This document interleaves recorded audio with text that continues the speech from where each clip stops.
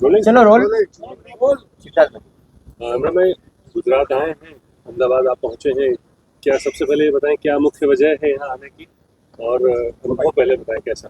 देखिए, आज लघुमती डिपार्टमेंट की तरफ से एक सम्मान समारोह रखा गया है, जिसमें पीसीसी प्रेसिडेंट अमित चावड़ा जी और हमारी जो सांसद हैं गेनीबेन ठाकुर, उनका सम्मान समारोह है। और एसआईआर के मुद्दे पर भी पार्टी के कार्यकर्ताओं के साथ उस पर चर्चा होनी है, तो वो एक कार्यक्रम है जो सम्मान समारोह और एक भविष्य की चुनावी रणनीति को लेकर के रखा गया। 3 से 4 लोगों की मौत, आपने एसआईआर की बात की, यहाँ पे निधन हुआ है। एसआईआर गुजरात की अगर हम बात करें, उसमें जितने भी शिक्षक थे उन्हें इस काम में लगाया गया, कुछ अपने अपने वजूहत रहे उसके ऊपर। कुल मिला के 3 से 4 लोग, टोटल 5 की डेथ हुई है। क्या आप कहेंगे इसके ऊपर? देखिए, एसआईआर जिस तरह से मौत की खबरें पूरे देश से, सिर्फ गुजरात ही नहीं बल्कि उत्तर प्रदेश से लेकर के बाकी राज्यों में भी, पश्चिम बंगाल में भी जिस तरह से लोगों की मौत हो रही है, बीएलओज की मौत हो रही है, जहर खा ले रहे हैं लोग, वो बताता है कि किस तरह से चुनाव आयोग दबाव बना रहा है और किस तरह से एक ऐसा टास्क उनसे पूरा करवाना चाहता है कि जो शायद वो पूरा करने में असमर्थ नहीं है। ऐसे में इस पूरी खूनी प्रक्रिया को चुनाव आयोग को एक बार समझना पड़ेगा कि आपकी कोई भी प्रक्रिया इतनी जल्दबाजी में क्यों है, जिसमें अब तक 26-27 बीएलओज और उससे जुड़े एसआईआर से जुड़े अधिकारियों की मौत हो चुकी है। और गुजरात में भी 5 मौतें संज्ञान में आई हैं। ये बहुत ही शर्मनाक है। चुनाव आयोग को इस पे जवाब देना पड़ेगा। अभी गुजरात बिहार में खास करके कांग्रेस की हार हुई है, तो कहीं ना कहीं एसआईआर पे ठिकरा फोड़ा जा रहा है। देखिए, ठीकरा फोड़ने वाली बात नहीं। चुनाव से पहले राहुल जी ने एसआईआर को लेकर के सवाल खड़े किए, विपक्ष ने सवाल खड़े किए, जितनी बड़ी संख्या में लोगों के नाम काटे गए उनको लेके पहले दिन से प्रश्न रहा है। चुनाव से पहले, चुनाव की हार जीत अपनी जगह है, लेकिन पूरा विपक्ष एकजुट होकर के एसआईआर के मुद्दे को लेकर के लगातार सवाल खड़ा कर रहा है। और जिस तरह से चुनाव आयोग उन सवालों से बच रहा है या उनका जवाब दे रहा है, तो बिल्कुल राजनीतिक मौजूदा सरकार के प्रवक्ता की तरह से जवाब दे रहा है, वो गलत है। एक स्वतंत्र संस्था चुनाव आयोग, जिसकी विश्वसनीयता इस देश में लोकतंत्र की बुनियाद है, उसकी विश्वसनीयता बची रहे, विपक्ष वही प्रयास कर रहा है। लेकिन चुनाव आयोग को यह समझना पड़ेगा कि सरकारें आती जाती रहती हैं। आपका काम है लोकतांत्रिक प्रणाली में, चुनावी प्रक्रिया में जनता का विश्वास बरकरार रखना, जो इन दिनों आप रखने में असमर्थ रहे। इमरान जी, एक सवाल जैसे कि राहुल गांधी ने 3 प्रेस कॉन्फ्रेंस करके अलग-अलग स्टेट्स में बताया कि कैसे वोट चोरी हुई। क्या बिहार में भी ऐसा प्रेस कॉन्फ्रेंस आने वाला है? बिल्कुल, हम लोग उसको सर्च कर रहे हैं और बहुत सारी सीटें ऐसी हैं जिनके नतीजे बेहद चौंकाने वाले हैं।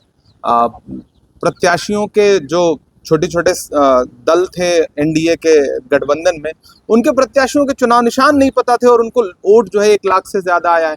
कई बड़े नेता हैं भाजपा के जिनका वोट जो है वो टोटल 1,22,000। कई ऐसे जीते हुए प्रत्याशी हैं जिनका एक फिक्स संख्या है, लगभग उसके आसपास लोगों के वोट हैं।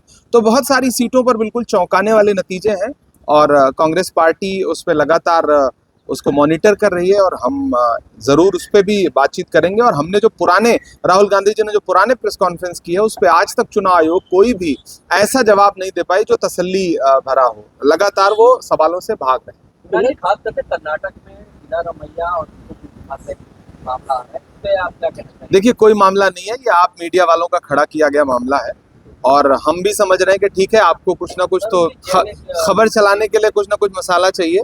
वहां पर डीके शिव कुमार जी कांग्रेस के समर्पित नेता हैं, सिद्धरमैया जी अभी मुख्यमंत्री हैं वहां पर, और सरकार शानदार तरीके से चल रही है। ये जबरदस्ती का मीडिया का खड़ा किया गया प्रोपेगेंडा, कोई झगड़ा नहीं है।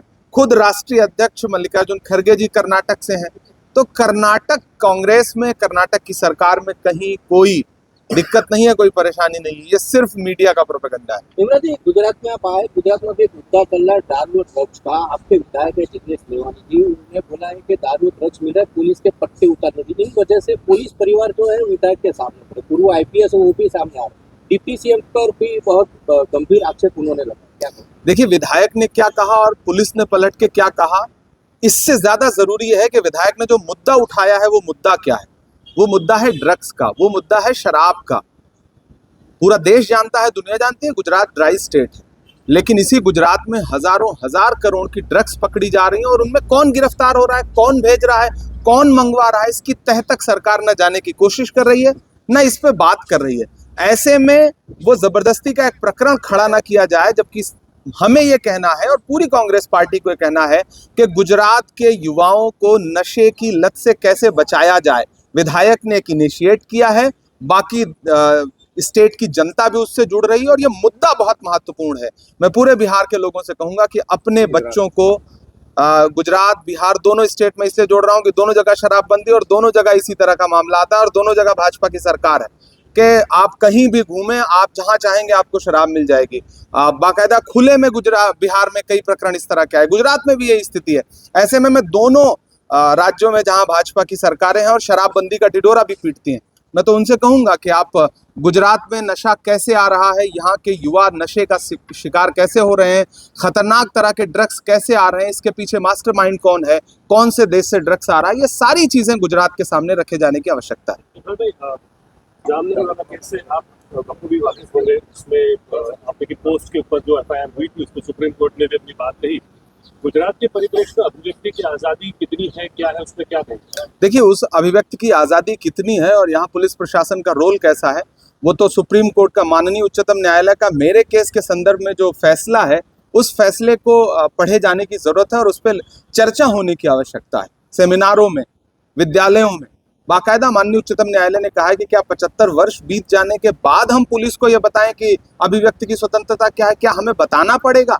तो मुझे लगता है माननीय उच्चतम न्यायालय के निर्णय की एक एक कॉपी राज्य सरकार को हर पुलिस स्टेशन को भेजनी चाहिए। थैंक यू, शुक्रिया।